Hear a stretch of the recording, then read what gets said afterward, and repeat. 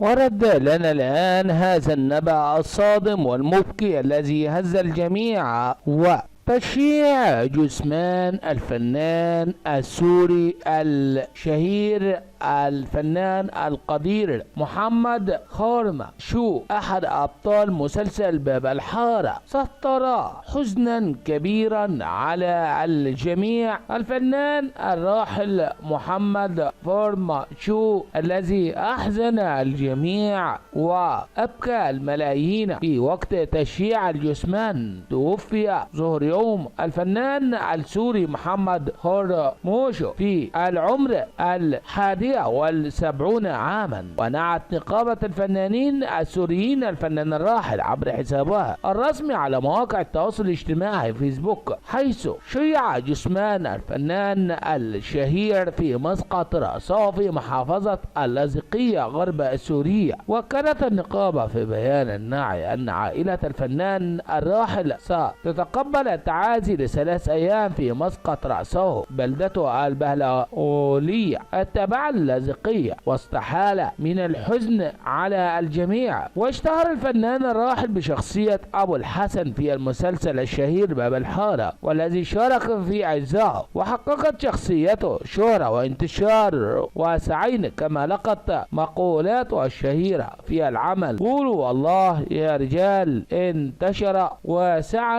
وشارك الراحل عبر مسيرته الفنية الطويلة بالعديد من الأعمال في الدراما التلفزيونية، ومنها أخوة التراب، القوالي، نزار قباني، حمام القشاني وغيرها. كما شارك الفنان الراحل محمد خورمشو في العديد من المسلسلات الكرتونية، ومنها عزيم الرعد، سيف النار، سر المقنع وغيرها. واستحال من الحزن الشديد على الجميع والملايين بوفاة الفنان محمد خورمشو أحد أبطال مسلسل باب الحارة، وجنازته أشعلت المواقع التواصل الاجتماعي حزنا عليه والملايين، وأحزن وأبكى الملايين. إنا لله وإنا إليه راجعون.